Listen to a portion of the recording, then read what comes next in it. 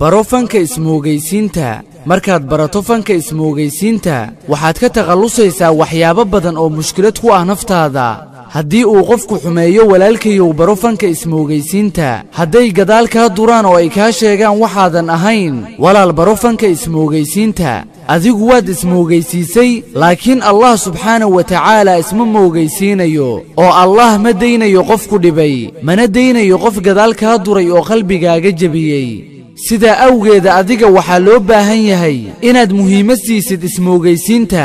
waxaad aamintaa in ismoogaysiiskaasi ay jari doonto oo ay xanuujin doonto dhammaan kuwa gadaashaada ka hadlaya oo gudahoodana uu ka shidi doono holac guba.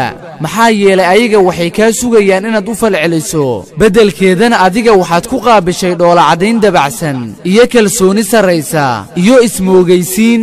sidii horay loo yiriba haddii uu hadalku ka samaysan yahay qalin aamusnaantuna waxay ka samaysan tahay dahab. salaamu calaykum.